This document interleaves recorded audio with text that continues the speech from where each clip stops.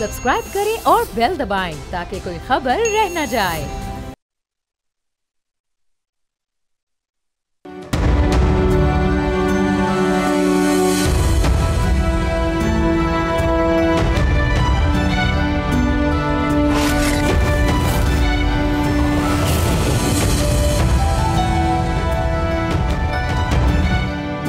पाकिस्तान तहरीक इंसाफ दो राहे पर खड़ी है। पार्टी पर दबाव बढ़ता जा रहा है कि वो मुज़ाकरात या एहतजाज में से किसी एक चीज़ का इंतखाब करे, क्योंकि इमरान खान ने आशूरा के बाद एहतजाज का ऐलान किया था। लेकिन पार्टी तर्जुमान का कहना है कि एहतजाज के शेड्यूल का ऐलान 13 मुहर्रम के बाद किया जाएगा। लेकिन आज इमरान खान से मुलाकात के बाद अलीमा खान का कहना था कि एहतजाज की पीक 5 अगस्त को आएगी, जबकि उस दौरान बैरिस्टर गौहर मुज़ाकरात के लिए हुकूमत से ठोस इक़दामात का मुतालबा कर रहे हैं, जिनमें सर फहरिस्त मुतालबा इमरान खान से पार्टी रहनुमाओं की मुलाकात और रेगुलराइज करना है। दूसरी तरफ अलीमा खान का कहना है कि अगर बैरिस्टर गौहर को पहले पता नहीं था तो आज मालूम हो जाना चाहिए कि हुकूमत से मुज़ाकरात नहीं कर रहे। क्या PTI में कन्फ्यूजन है? क्योंकि फाटा में जिरगा सिस्टम की बहाली के लिए बनाई गई वफाकी कमेटी में खैबर पख्तूनख्वा हुकूमत के नुमाइंदे शरीक हुए।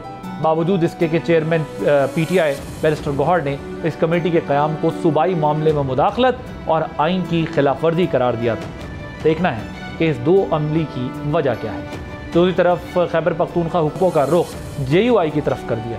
सूबाई हुकूमत के तर्जुमान बैरिस्टर सैफ ने मौलाना फजलुर रहमान से मुतालबा किया कि वो अखलाकी जुर्रत का मुजाहरा करें और पार्लियामेंट की मखसूस नशिस्तें लेने से इनकार करें। जाहिर है कि JUI मखसूस नशिस्तों के केस में फरीक थी, वो किसी सूरत भी पीछे हटने को तैयार नहीं होगी, जिसकी एक वाज़ेह मिसाल ये है कि अक़लियतों के लिए मुख्तस एक नशिस्त के हुसूल के लिए JUI और नून लीग के दरमियान तनाज़ा खड़ा हो गया है। अब जबकि मामला पेशावर हाई कोर्ट पहुँच गया है तो फिर बैरिस्टर सैफ की जानिब से मौलाना फजलुर रहमान को चैलेंज करने का क्या मकसद हो सकता है? क्या नून लीग खैबर पख्तूनख्वा में तरीक़े अदम एतमाद लाने में दिलचस्पी रखती है? इसी पर बात करने के लिए हमारे साथ इस वक्त मौजूद हैं federal minister on Kashmir and GB अमीर मकाम साहब। अमीर मकाम साहब, thank you so much for joining अस। अमीर मकाम साहब, आपको फाटा कमेटी का सरबरा बनाया गया है जिसमें KP हुकूमत के नुमाइंदे भी शरीक हैं, लेकिन PTI इस कमेटी को खिलाफ आइन करार दे रही है। ये सब क्या मामला है? ये मैंने कल वजाहत की है और पूरी डिटेल से की है और सारे लोगों ने बात सुनी है कि इसमें कोई इस तरह बात नहीं है जो इल्जामात वो लगा रहे कि कोई कमेटी बनी है और उस कमेटी का मकसद ये है कि पुराना सिस्टम वही की तरफ वापस जाए और ये नया सिस्टम खत्म किया जाए जो मर्ज से पहले था। सच कोई बात नहीं। कमेटी बनी है, इसमें सूबाई हुकूमत की नुमाइंदे भी है और हमारे साथ पहले शरीक भी हुए उस मीटिंग में। इसमें मरकज को ये इख्तियार, ये बात नहीं है कि कोई ये मुल्क हम सब का है। अगर हम मरकज में है तो सूबा भी हमारा है, सूबे में मरकज भी हमारा है और वही जो बेहतरी के लिए कोई रोल प्ले कर सकता है, किरदार प्ले कर सकता है तो उसको अदा कर लेना चाहिए। जो भी चीजें आईन और कानून में सूबाई असम्बली से पास होने, वही बात करने सूबे के डोमेन में आते हैं तो हम उनकी निशानदेही उनको कराएंगे। अगर मरकज की डोमेन में कोई चीज आता है तो उनका हक है कि उसकी निशानदेही कराए। कमेटी बनी है इन लोगों की बेहतरी के लिए, बेटरमेंट के लिए और वही जो उनके मसाइल है उनमें कमी लाने के लिए। जो प्राइम मिनिस्टर पाकिस्तान पेशावर आया था उसका फील्ड मार्शल साहब भी थे, दूसरे लोग, तो वही लोगों की सबकी ये बात थी और एक डिमांड थी। तो उन्होंने ये नहीं कहा कि एक कमेटी इसके लिए बने कि वही पूरा जरगा सिस्टम उस तरह बहाल हो जाए और वही पुराना निज़ाम आ जाए और वही जो पाकिस्तान का कानून और आइन और सुप्रीम कोर्ट, हाई कोर्ट तक रसाई वो खत्म हो जाए। इस तरह कोई बात नहीं। एग्जिस्टिंग कवानीन के तहत रहते हुए हम जो भी स्टेक होल्डर्स है सारे सबसे हम मशावरत करेंगे और उनकी बेहतरी के लिए अगर कोई इस तरह इक़दाम तजवीज़ करे कि ये इक़दाम किए जाए, ख्वाह मरकज़ की पार्ट पर हो, ख्वाह सूबे की पार्ट पर हो, तो इससे ये इलाका जो पाकिस्तान बनने के बाद अभी तक सफ़र हो रहा है, आज भी सफ़र हो रहा है, तो उनका सबसे ज़्यादा राइट है, ज़्यादा हक है कि हम उनकी बेहतरी के लिए बात करें। तो इस तरह कमेटी में ना बाइकाट कराना, बाइकाट मसाइल का हल नहीं होता है। उनको आना चाहिए था, अपना पॉइंट ऑफ व्यू पेश कर लेना चाहिए था। कोई हमारी तरफ से इस पर ही नहीं, हम ये सबकी कमेटी है, उसमें चीफ मिनिस्टर KP के भी है, गवर्नर KP के भी है, दूसरे स्टेक होल्डर चीफ सेक्रेटरी भी है, IG भी है, दूसरे लोग भी है, कि सारे मिल बैठ के और हमारी कमेटी के डोमेन के हम जो एग्जिस्टिंग पार्लियामेंट्री है उनसे भी पूछे, जो साबिक पार्लियामेंट्री है उनसे भी पूछे, तमाम पार्टियों से जो अंदर है नहीं है बाहर है उनकी पॉइंट ऑफ व्यू भी लिया जाए, जो उनके अपने एक जरगे का सिस्टम में जो पार्लियामेंट का हिस्सा भी नहीं है उन लोगों की भी राय लिया जाए, और सारे मिल बैठ के रिटायर्ड ब्यूरोक्रेट मौजूदा सारे लोग इस तरह कोई वे आउट निकाले बेहतरी के लिए, बेटरमेंट के लिए, और जो खामी है उनकी निशानदेही की जाए, उसको दूर किया जाए। तो उसमें कौन सी बात है, कौन सी वायलेशन है, किसकी या क्या आया, मैं ये क्वेश्चन कराना चाहता हूँ कि आया क्या वही ये बता सकते हैं कि सब कुछ ठीक है, फिर तो उनका ये मकसद हो गया कि जो कुछ जो है सब कुछ ठीक है, या कोई एहसास से महरूमी नहीं है, इंसाफ की फराहमी में कोई इशू नहीं है, डेवलपमेंट में कोई इशू नहीं है, दूसरे चीज लॉ एंड ऑर्डर में कोई इशू नहीं है, वो तो एक और बात है। अगर हम उसकी बेहतरी के मुल्क हम सबका है, इसमें हर चीज में ये डालना नहीं चाहिए कि ये विफाक है सूबा है, विफाक भी हम सबका है, सूबा भी हम सबका है, तो इसमें सारे मिलजुल कर काम कर लेना चाहिए। जो आईन में इख्तियारात शुद्ध है कि इस सूबे के इख्तियारात है, इस सूबे की पार्लियामेंट के इख्तियार, जो इख्तियारात उनके साथ है, हम तजवीज कर सकते हैं बात चीजें जो उनके साथ रिलेटेड है, वो वही उनके पास डिबेट पे और जो ठीक को उसको पिक करे। ओके, तो ये बताएं कि जो बैरिस्टर सैफ ने गुज़िश्ता रोज़ कमेटी इजलास में शिरकत की है, क्या इस मामले पर PTI और KP के हुकूमत के मौक़िफ़ में कोई फ़र्क है? हमें हर चीज़ खबर बनाने के लिए नहीं कह लेना चाहिए, हमें हर चीज़ सियासत का नजर नहीं कर लेना चाहिए। उसमें कौन सी बुराई की बात हुई, कौन से इख्तियारात किसे छीन लिए गए, कौन से तरामीम लाए गए, बात तो उनकी बेहतरी के लिए, सूबा है भी हमारा है, मरकज भी हम सबका है, इसमें कोई इस तरह बात नहीं होनी चाहिए। तो उनको इस मौजूदा सिस्टम में रहते हुए, आईन और कानून के दायरे में रहते हुए हम क्या बेहतरी ला सकते हैं, और क्या उसके बारे में कोई इस तरह कवानीन या इस तरह और इश्यूज जो हम फेस कर रहे हैं बेचारे, और मुश्किल में वह इंसाफ की फराहमी है, वह उनकी डेवलपमेंट है, वह उनके और इश्यूज है कि उनको हमारे सारे मिल के और उसके लिए कोई लाएमल तय किया जाए, फिर वो सूबे से पास करना है, सूबाई हुकूमत का इनपुट उनका अपना दायरेकार इख्तियार है, मरकज से पास करना है, जो भी है, तो उसके लिए काम करने की बात थी कि उसमें अपना पॉइंट ऑफ व्यू पेश करे।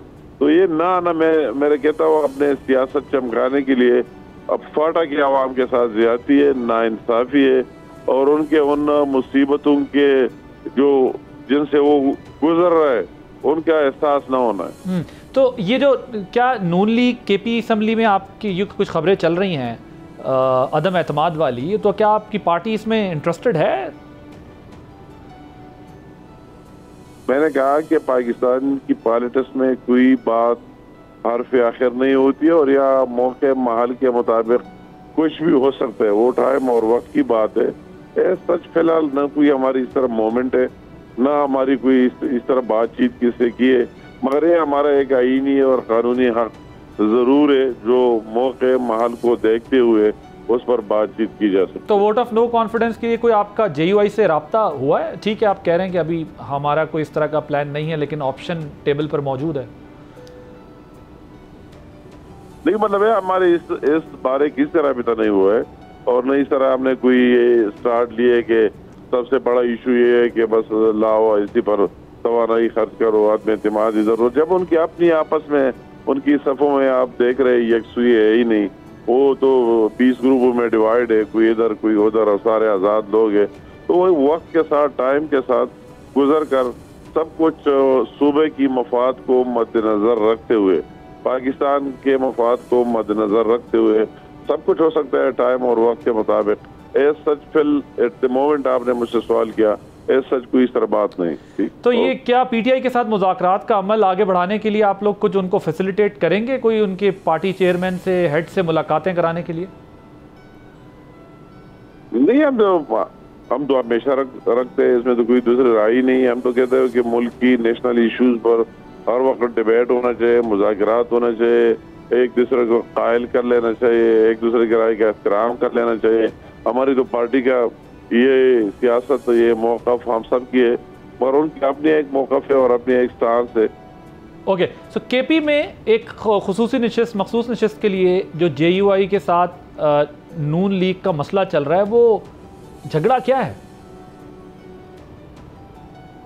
नहीं, हमारी JUI के साथ नहीं, हम अपने वो राइट हक की बात की है कि हमारी तो गलती से एक बंदा जो विद टाइम और वही अपने हमारे साथ शामिल हुआ था उसको गिना ही नहीं है। हमारी किसी पार्टी के साथ बात इशू नहीं है, अपनी राइट और हक की बात है, जो हमारा आईनी और कानूनी हक है वो हमें उसी फार्मूले से मिलनी चाहिए, इस तरह बात।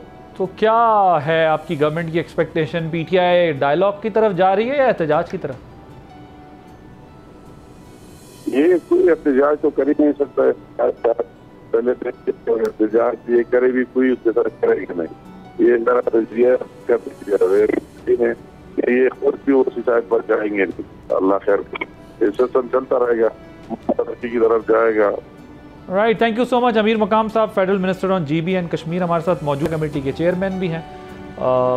कोई इम्कान नहीं है, वो कह रहे हैं एहतजाज का, और बातचीत चलती रहेगी जिस तरह चली जा रही है। और फाटा का मसला जो है वो दोबारा एक उभर के सामने आया। आप देखना है कि सूबे और वफाक का इससे क्या कोई आउटकम या सोल्यूशन निकलता है, या चीज़ें और कॉम्प्लिकेटेड होती हैं। एक ब्रेक लेंगे, ब्रेक के बाद बात करेंगे एनवायरनमेंट की, क्लाइमेट चेंज की, जिसकी तबाही पूरी दुनिया में सर उठा रही है। कहीं गर्म हवाएं, कहीं सर्द हवाएं, कहीं बारिशें, कहीं जालाबारी, कहीं पर सैंड स्टॉर्म और फ्लड आ रहे हैं, बहुत प्रॉब्लम्स आ रही हैं। पाकिस्तान जो है वो अब टॉप पर आ चुका है, पहले टॉप 5 में था, अब नंबर 1 डेंजर कंट्रीज़ जिनको डेंजर ये फेस करना है क्लाइमेट चेंज की वजह से, जो सफ़र करेंगी कंट्रीज़, उनमें आ चुका है। एक ब्रेक के बाद वापस आएंगे तो इस पर ज़रा डिटेल से बात करेंगे आफ्टर दिस ब्रेक।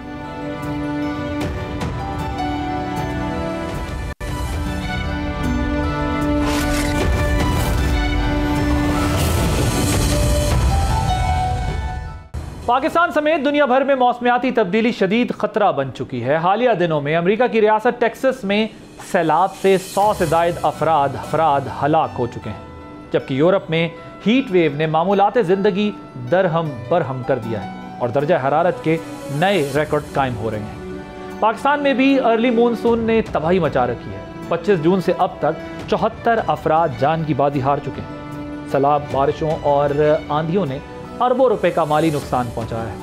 इंफ्रास्ट्रक्चर को भी शदीद नुकसान पहुंचा। क्लाइमेट रिस्क इंडेक्स के मुताबिक पाकिस्तान इस वक्त मौसमियाती तब्दीली के असरात के लिहाज से दुनिया में सबसे ज़्यादा कमज़ोर मुल्क बन चुका है। लेकिन इस खतरे से निपटने के लिए पाकिस्तान के पास वसाइल बहुत महदूद हैं। हत्ता कि इस्लामाबाद जैसे महफूज समझे जाने वाले शहर में भी खतरे की घंटी बज चुकी है, जहाँ नीदरलैंड का सिफारत खाना सैलाबी खतरे के बाइस बंद करना पड़ा है। अहम बात यह है कि पाकिस्तान अभी तक 2022 के सैलाब के असरात से मुकम्मल तौर पर नहीं संभल पाया था, जब तक 1/3 मुल्क पानी में डूब चुका है। इस सैलाब में 1700 से ज़ायद जानें ज़ाया हुई हैं। 33 अरब डॉलर का इकनॉमिक लॉस हुआ है। यूनाइटेड नेशन ने इसे एक माहौलियाती तबाही करार दिया था। उस वक्त भी फ्लड वार्निंग सिस्टम बुरी तरह नाकाम हुआ था। 3 साल गुजरने के बावजूद दरियाए स्वात के हालिया वाक़े ने साबित कर दिया है कि हमने इन कमज़ोरियों से कुछ नहीं सीखा। इब्तदाई तहकीक में इंकशाफ हुआ कि अगर अर्ली वार्निंग सिस्टम प्लेस्ड होता, फ़ाल होता, तो कई कीमती जानें बचाई जा सकती थी। रेस्क्यू अमले के पास तो लाइफ सेविंग इक्विपमेंट्स तक मौजूद नहीं थे, जो इत्तलात सामने हमारे आई। हर बार आफत के बाद हुक्काम इनकार और खामोशी की पॉलिसी इख्तियार करते हैं। इस ताख़ीर से मज़ीद जानें ज़ाया होती हैं और रिकवरी की लागत बढ़ती जाती है। अगरचे हुकूमतें मौसमियाती तब्दीली के ख़तरात की बात तो करती हैं, लेकिन तरक्याती मनसूबों में कुदरती आफात से निपटने के लिए कोई ख़ास सरमायाकारी नज़र नहीं आती। हैरत अंगेज़ तौर पर पाकिस्तान के क्लाइमेट बजट का 87% पर मिटिगेशन पर, जबकि 10% के जो है वो हमारा सिर्फ एडाप्टेशन के लिए रिज़र्व रखा जाता है। हालांकि फ़ौरी तौर पर अगर इस सूरत हाल से निपटने के लिए देखें तो एडाप्टेशन की ज़्यादा ज़रूरत है, जैसे कि अर्ली वार्निंग सिस्टम, इकोसिस्टम की बहाली और इंफॉर्मेशन देना, लोगों को अवेयरनेस कैंपेन्स चलाना और अर्बन प्लानिंग में मौसमियाती तब्दीली को शामिल करना। ये सब इकदाम वक्ती नहीं बल्कि आज के मसाइल के फ़ौरी हल हैं। हमें ये समझना होगा कि अगर हमने अब भी संजीदा और मरबूत हिकमत अमली ना अपनाई तो हर गुज़रता लम्हा ना सिर्फ मज़ीद जाने लेगा बल्कि मुस्तकबिल की मईशत और सलामती को भी ख़तरे में डाल देगा। किसी इशू पे बात करने के लिए मेरे साथ इस वक्त मौजूद है मरियम शब्बीर अब्बासी, एनवायरनमेंट एक्सपर्ट हैं, फहद मलिक एनवायरनमेंट एक्सपर्ट हैं। Thank you so much for joining us. I will start with you Maryam, मुझे ये बताइएगा कि पाकिस्तान के लिए मौसमियाती तब्दीलियाँ जो हैं वो कितना बड़ा चैलेंज बनती जा रही हैं, बिकॉज पाकिस्तान तो अब टॉप पे आ गया है, पहले टॉप 5 में था, टॉप 10 में था, तो जो वनरेबिलिटी है पाकिस्तान की है क्या, और इस वक्त हमारे कंसर्न्स क्या है जो हमें इमीडिएट बेसिस पे वॉर फुटिंग पे जो चीज़ें करने की ज़रूरत है? जी देखिए, पाकिस्तान के जो अगर सीधा कुछ मैं आपको क्लाइमेट चेंज इम्पैक्ट्स गिनवाऊँ तो आप गर्मियों में देखें कि हीट वेव से लोग काफ़ी ज़्यादा मरते हैं। आपकी इसके अलावा सर्दियों में स्मॉग इशू होता है। नॉर्थ की तरफ जाएं तो गर्मियों में आपको ग्लेशियर एक आउटबर्स्ट फ्लडिंग होती है जो ग्लेशियर मेल्टिंग की वजह से होती है। इसी के अलावा आपके अर्बन फ्लडिंग और फ्लैश फ्लडिंग के वाक़यात भी होते हैं डिपेंडिंग ऑन एरिया के किस नेचर की और कितनी आपकी बारिश हो रही है। तो ये काफ़ी सारे आपके climate extreme slow and fast on site events है। स्लो इवेंट्स में आपको फिर देखें कि आपका ड्राउट सिंक की तरफ है, सी लेवल राइस भी आपको देखने को मिलता है। ये तो कुछ ऐसे हैं जो क्लाइमेट एक्सट्रीम्स हैं, लेकिन जो चैलेंजेस इसकी वजह से पाकिस्तान को मिलते हैं, तो देखें कि हेल्थ के ऊपर बहुत ज़्यादा इम्पैक्ट्स आपको देखने को मिलते हैं हर साल। इसके अलावा डेथ जो फ्लैश फ्लडिंग और डिफरेंट फॉर्म्स ऑफ फ्लडिंग होती हैं उसकी वजह से होती हैं। फिर आपके जो क्लाइमेट चेंज का इम्पैक्ट है आपकी फसलों के ऊपर, वो आपकी फूड इनसिक्योरिटी क्रिएट करता है। इसके अलावा स्लो जो बीज बोने और काटने का जो फसलों का इम्पैक्ट है वो तो अलग तरह के ही एक डिबेट है। तो ये सारे आपके डायरेक्ट इम्पैक्ट इकोनॉमी और हेल्थ के ऊपर तो होते ही होते हैं, लेकिन जो फिक्र करने की ज़रूरत है वो ये है कि हमारे गवर्नेंस के चैलेंज पाकिस्तान में बहुत ज़्यादा हैं। इंस्टीट्यूशनल कैपेसिटीज़ जो है वो देखें तो आपकी बहुत चैलेंजिंग किस्म की है, और ह्यूमन रिसोर्सेज हर एक डिपार्टमेंट में या तो आपको इररेलेवेंट मिलते हैं या आपको कम लोग मिलते हैं। तो मल्टीफोल्ड किस्म के चैलेंजेस जब क्लाइमेट चेंज की बात आती है पाकिस्तान में तो आपको देखने को मिलते हैं। जी ओके, फाद आपके ख्याल में हमारी अगर मैं आपसे सिंपल वे में पूछूं, एक ले मैन को समझा सके हम, क्या हमें इसकी अंडरस्टैंडिंग भी है एज ए नेशन? तो छोड़ दें मैं गवर्नमेंट के एस्पेक्ट से आपसे पूछूं या फिर जो लोग मैटर करते हैं, हमें इसका मुकम्मल इदराक है? We understand this completely?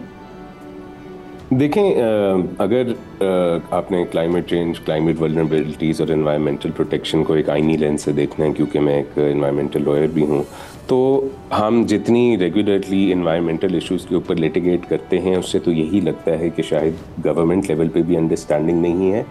एक कलेक्टिव लेवल पे हमारी आबादी की भी एक अंडरस्टैंडिंग नहीं है। हमारी आदत है कि हम इस किस्म के जब मसाइल होते हैं तो उनको हम नेचुरल कॉजेज़ के ओहो इसका क्या हो सकता है कह के ये अल्लाह की तरफ से आया और हम आगे चले जाते हैं, जो हम एहसास नहीं करते जिस बात का कि आता तो अल्लाह की तरफ से ही है और इंसान को अल्लाह ने उसकी तदाबीर करने का सॉल्यूशंस भी दिए हैं, लेकिन ना हम आने वाली बात को एक्सेप्ट कर लेते हैं, लेकिन हमें इनिशिएटिव्स क्या लेने चाहिए भी बात ये है जिस तरह इन्होंने बड़ी अच्छी तरह मरियम ने लिस्ट डाउन की कि हमें पता है कि हमारे चैलेंजेस क्या हैं। हमारे कुछ महीने कुछ इलाकों में आएंगे जिनमें ड्रॉट्स होंगे, और शायद उन्हीं इलाकों में बाद में फ्लडिंग के भी हमें अर्बन या फ्लैश फ्लडिंग या ग्लोव्स के हमें इंसिडेंट्स फेस करने पड़े। जो मसले बलूचिस्तान के कोस्टल इलाकों के होंगे, सिंध के कोस्टल इलाकों के होंगे, वो मसले हमारे नॉर्दर्न एरियाज़ में नहीं होंगे। हमें हर जगह के मसले पता हैं। हमें ये भी पता है कि हमें उन मसलों से टैकल आज नहीं तो कल करना पड़ेगा। बट एक नज़र आता है बिकॉज हम एक लेस डेवलप कंट्री हैं, तो हमारे कुछ डेवलपमेंट के हमने आइडियल्स बना लिए हैं बाहर के ममालिक को देख के कि ये चीज़ें डेवलपमेंट होती हैं और हम वो करना चाहते हैं। मसला ये है वेस्ट उसी किस्म की डेवलपमेंट करके इस नतीजे पे हमें ले आया है कि हम इतने क्लाइमेट वर्नरेबल हैं और हम वही मिस्टेक्स रिपीट करना चाह रहे हैं। मसाइल हमें पता हैं, उनके सॉल्यूशंस भी हमें काफ़ी हद तक पता हैं।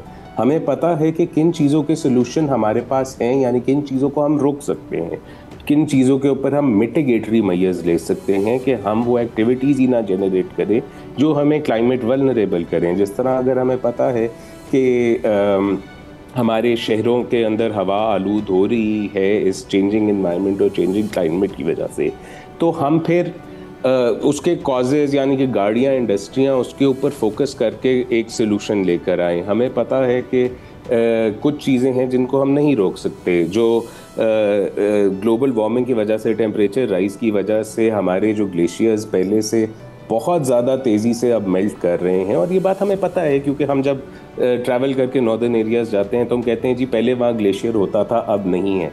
ये तो निशानी है ना इस बात की कि ये दिस इज़ नॉट नॉर्मल, इधर ग्लेशियर होना चाहिए था, अगर नहीं है तो इसका मतलब है कोई क्लाइमेटिक चेंज आया है, जिसकी हमें एक और नतीजा नज़र आता है जब ग्लेशियर लेक आउटफ्लो फ्लड्स होते हैं।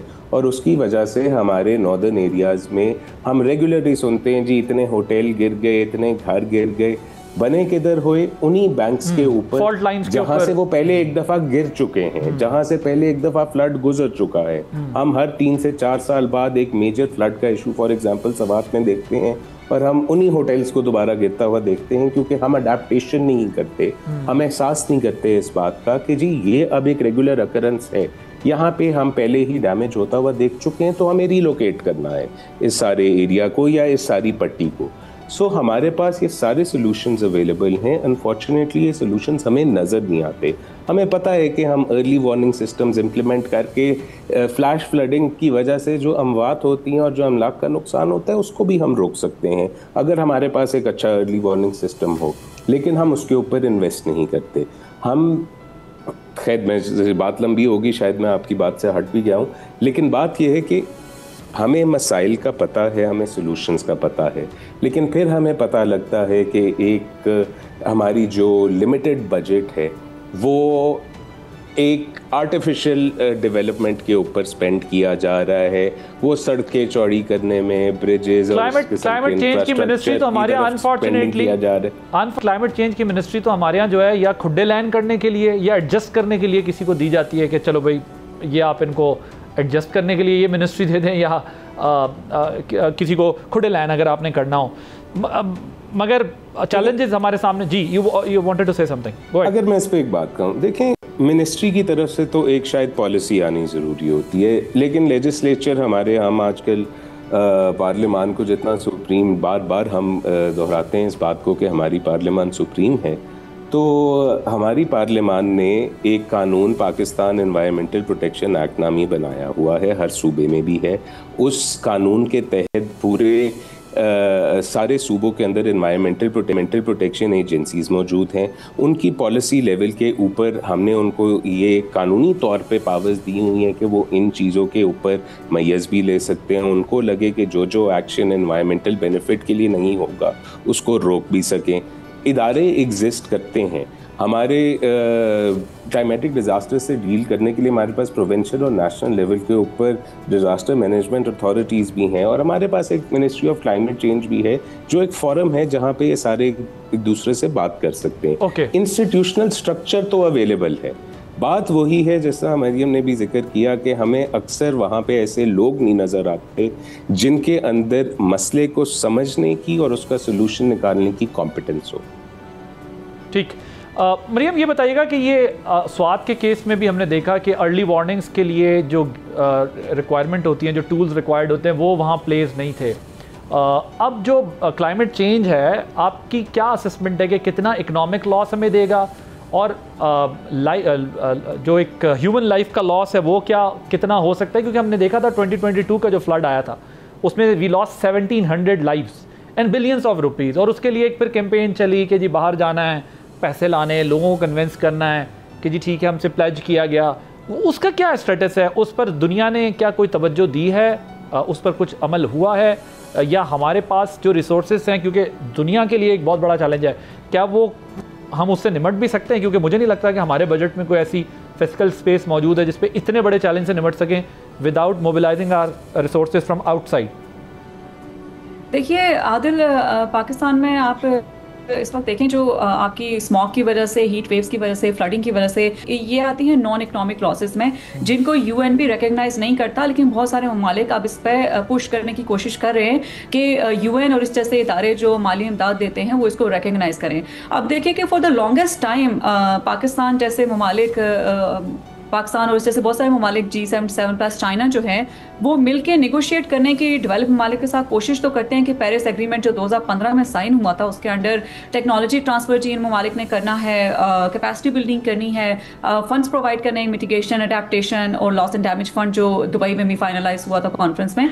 तो आप देखिए कि 30 सालों से ये ममालिक कोशिश कर रहे हैं कि जो दूसरी रिच दुनिया कंट्रीब्यूट करिए ग्लोबल वार्मिंग में और हम उसका इम्पैक्ट भुगत रहे हैं, वो पैसे दें तो हम कुछ करें। लेकिन 30 सालों में हमने ये देखा है और पाकिस्तान को इससे लर्न करना चाहिए। मैं तो अब यही एडवोकेट करती हूँ कि बजाय इसके कि आप बाहर देखें कि कोई आके आपके लिए कुछ करेगा, क्योंकि कोई आपके लिए नहीं करेगा। They have right resources, they have money, लेकिन वो आपको नहीं देंगे। तो हमें फिर जो अवेलेबल रिसोर्सेज अपने हैं उसी में कुछ करना पड़ेगा। आप देखें क्योंकि क्लाइमेट चेंज भी एक बहुत ही पॉलिटिकल और जियो पॉलिटिक्स इसमें इन्वॉल्व होती है जब निगोसिएशंस होती हैं। हर साल आपको ये लास्ट ईयर बाकू में भी थी। तो कोई कंसेंसस इस तरह का रीच होता नहीं है जिसमें सफिशिएंट फंड्स प्रोवाइड किए जाएं। जहाँ पे बात है कि कितना ज़्यादा इकोनॉमिक लॉसेस होते हैं पाकिस्तान में क्लाइमेट चेंज इम्पैक्ट्स की वजह से, तो आप देखें कि ये ट्रिलियंस में बात अब चली गई हुई है। पाकिस्तान को 2030 तक जो फंड्स चाहिए जो कि डेवलप ममालिक ने देने थे वो ट्रिलियंस में हैं, लेकिन वो मैं लिख के दे सकती हूँ आपको, रिकॉर्ड कर लें आपके पिछले 30 सालों का रिकॉर्ड ये है कि वो ममालिक आपको नहीं देंगे फंड्स। तो अब करना ये चाहिए पाकिस्तान को कि जो एग्जिस्टिंग आपके पास इंफ्रास्ट्रक्चर है, जो एग्जिस्टिंग आपके पास कैपेसिटीज हैं और कैपेसिटी अच्छा, ये मरियम फहद ने ही रेज वेरी पर्टिनेंट पॉइंट, ये जो बात करें कि वेस्ट जिसकी वजह से इस क्राइसिस के अंदर आया, हमारे पास भी इकोनॉमिक प्लान्स में वही चीज़ें प्रायोरिटी पर हैं।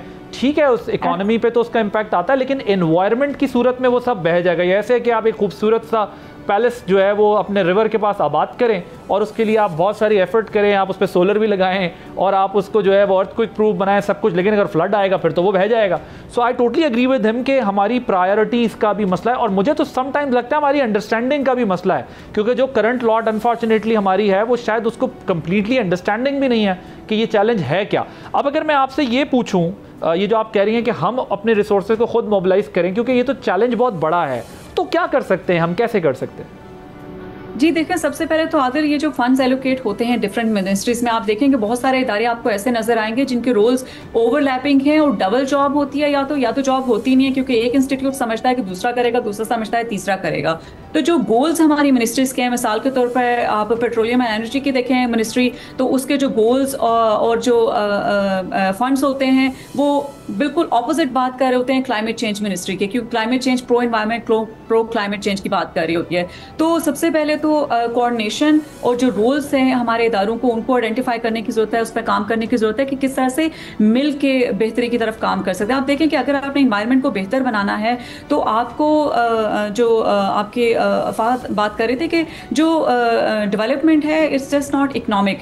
आप देखें कि जितनी इंस्पिरेशन आपकी, चाहे वो इकोनॉमिक डेवलपमेंट की हो, चाहे वो क्लाइमेट चेंज के हों, ये सब आप वेस्ट से ले रहे होते हैं। आप देखें कि अब चाइना या इस जैसे ममालिक ने बड़े बड़े डैम्स बनाए तो पाकिस्तान भी उसी तरफ चल पड़ा, लेकिन बाद में अभी स्टडीज बहुत ज़्यादा कई सालों से आ रही हैं कि मेगा डैम्स बनाने से किस कदर माहौल के नुकसान होते हैं। तो आप देखें कि जो मालिक आपके नुकसानात कर रहे हैं उससे हमें सीखना चाहिए। और जो सबसे ज़्यादा ज़रूरी बात यह है कि जो इंडिजिनस नॉलेज है हमारा, आप देखें कि मिसाल के तौर पर हम पर्टिकुलरली प्लास्टिक इशू की बात करते हैं, तो आप देखें कि जो 60s या 50s में देखें जो हमारे फोर फादर्स थे वो कहाँ प्लास्टिक इस्तेमाल करते थे।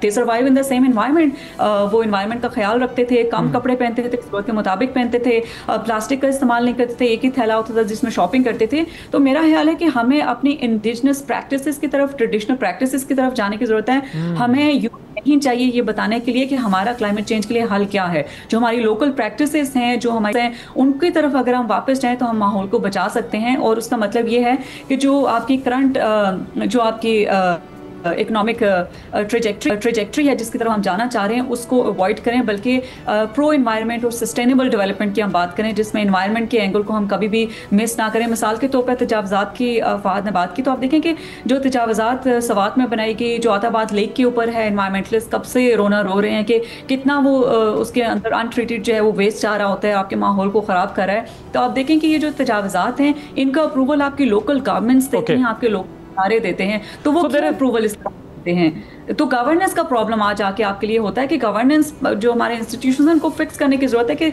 अर्बन प्लानिंग के अंदर भी जो है वो क्लाइमेट चेंज का एस्पेक्ट जो है वो उसके साथ कनेक्ट होना ज़रूरी है, इंटीग्रेशन उसकी बहुत इंपॉर्टेंट है। फाद we are running out of time कि आप, मैं चाहता हूँ थोड़ा सा मुख्तसर वक्त में ये जवाब दें।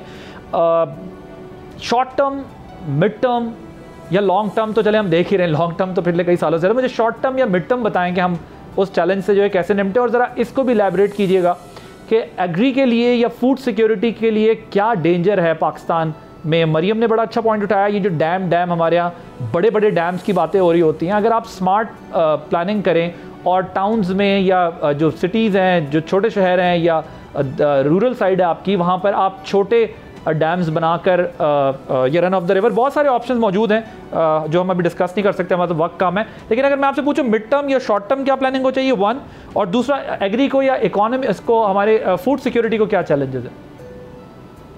देखिए, जैसे मैंने पहले कहा कि एक हमारे पास सोल्यूशन नहीं है किसी भी चीज़ के लिए, क्योंकि हर एरिया के इश्यूज फ़र्क हैं।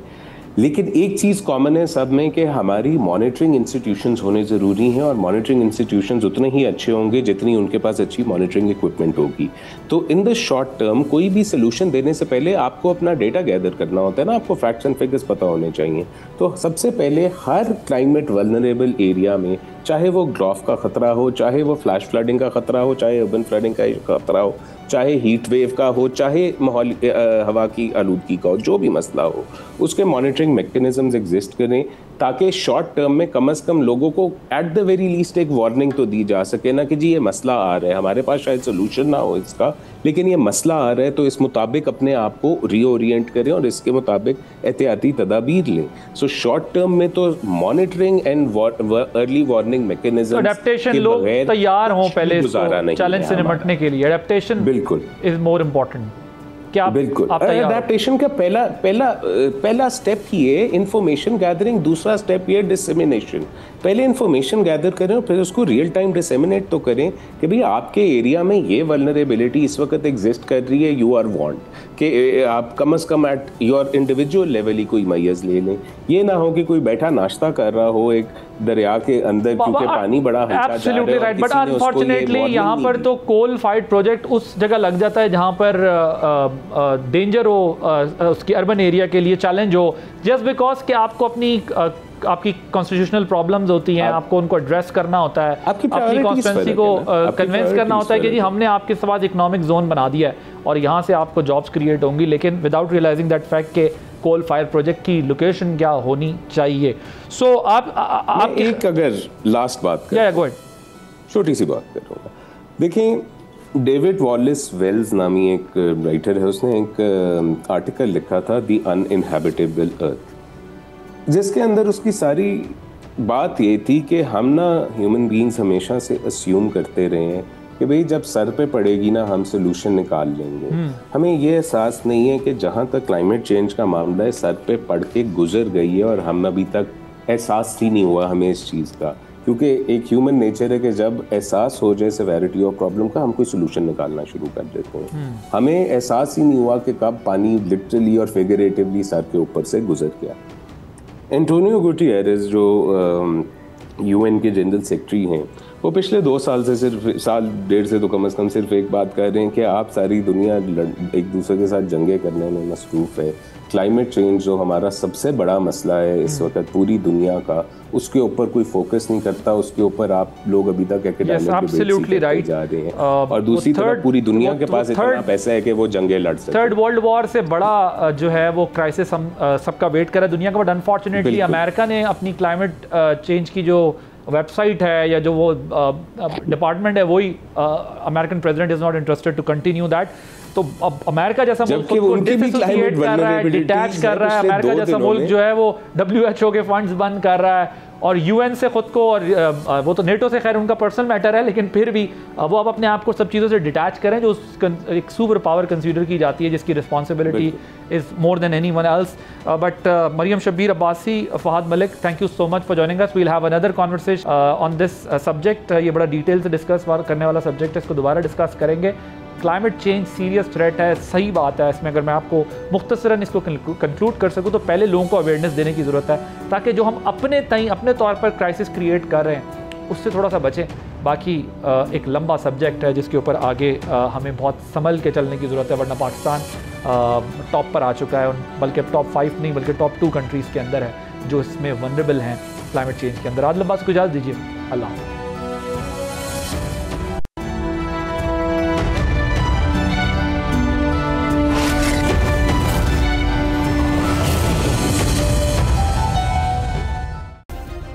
सब्सक्राइब करें और बेल दबाएं ताकि कोई खबर रह न जाए।